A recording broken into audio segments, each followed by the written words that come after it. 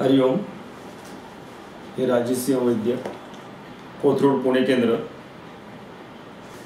2007 मध्ये माझी बहीण जी ठाणे येथे असते तिला बापूंविषयी प्रथम समजलं. ती बापूंकडे जायला लागली.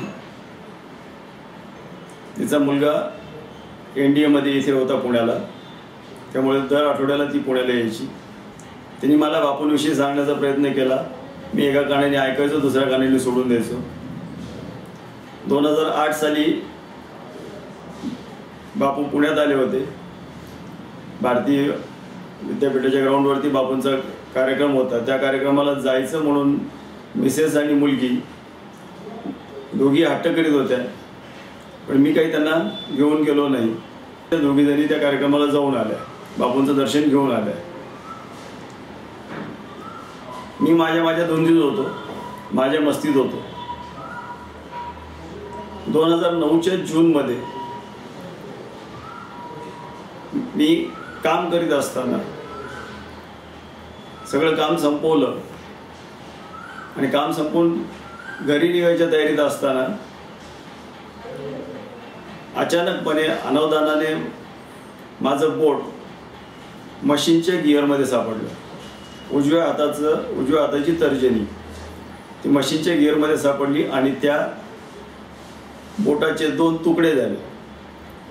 फक्त एका साईडच्या चामड्यावरती ते बोट माझं शिल्लक होतं. तसंच बोट धरून डॉक्टरांकडे गेलो. डॉक्टरांनी त्याच्यावरती उपचार केले. दुसऱ्या दिवशी ऑपरेशन करायचं ठरलं. बहिणीला फोन झाला, बहीण आली. दुसऱ्या दिवशी सकाळीच आई आली. तोपर्यंत आई, बहीण, मिसेस, मुलगी सर्वजण बापू भक्तीत लागलेले होते, मी सोडून. ऑपरेशन आहे, बोटाला झालंय काहीतरी. ऑपरेशन करायला सकाळी 8 वाजता जायचं. बहीण म्हणाली उदी लावते, उदी लावून ऑपरेशन करायला जायचं, तोपर्यंत जायचं नाही.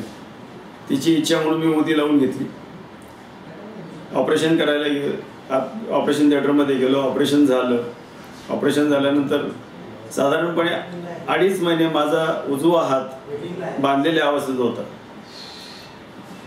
त्यानंतर 2.5 महिने झाल्यानंतर ते सर्व पट्टी वगैरे काढून त्याची पुढे फिजिओथेरपी झाली. हळूहळू ते बोट नॉर्मलच्या दृष्टीने यायला लागलं.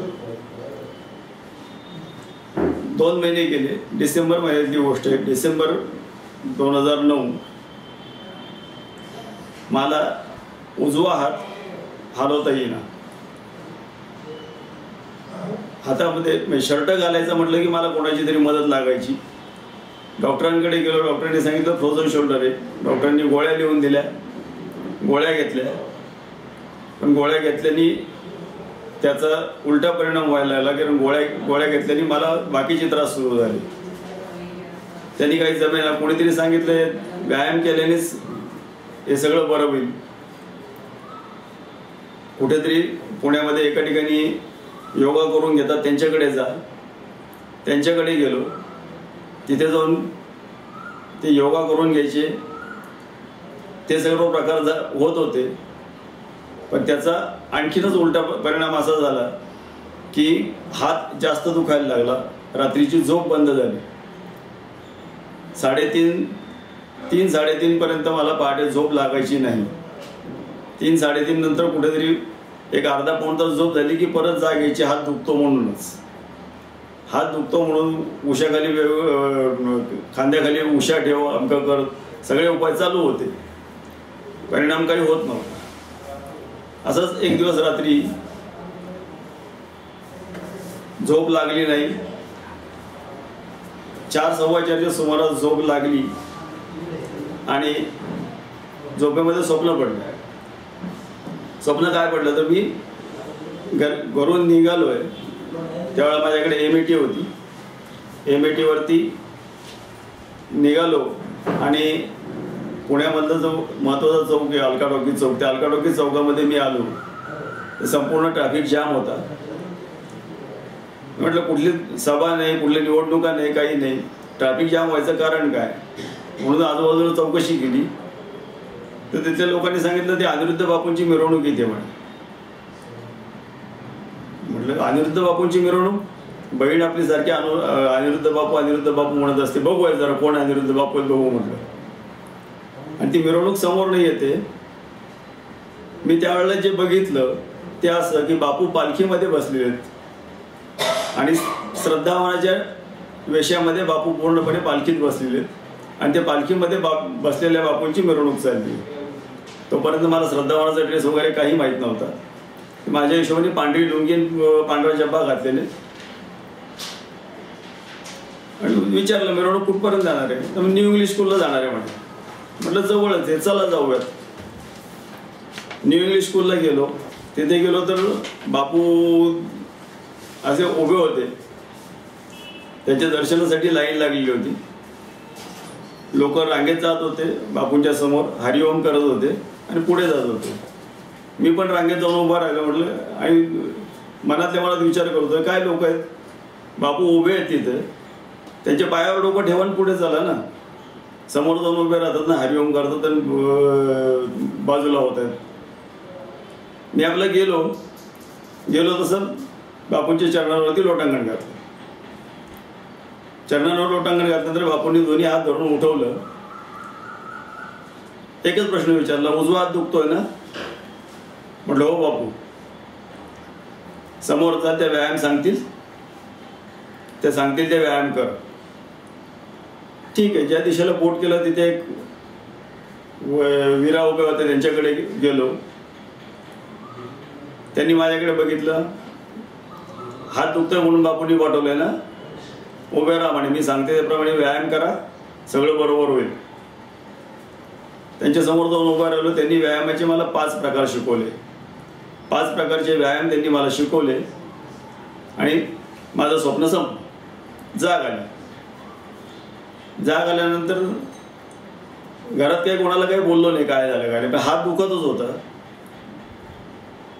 डॉक्टर सकाळी 11 वाजता येतात. मिसेसला 11:15 वाजता म्हटलं मी डॉक्टरांकडे जाऊन येतो, मला काय आता सहन होत नाही. मिसेस म्हटली ठीक आहे म्हणून डॉक्टरांकडे गेलो. डॉक्टरांना सांगितलं, म्हटलं बा असं असं आहे. डॉक्टरांनी मला सांगितलं दुपारी 3 वाजता फिजिओथेरपिस्ट येतील, त्यांना मी चिठ्ठी लिहून देतो, ती चिठ्ठी फक्त त्यांना दाखवायची. 3 वाजता फिजिओथेरपिस्ट जे होते त्यांच्याकडे गेलो. त्यांना ती चिठ्ठी दाखवली. त्यांनी ते सर्व बघितलं आणि मला सांगितलं भिंतीला टिकून उभं राहायचं. भिंतीला टिकून उभं राहिलो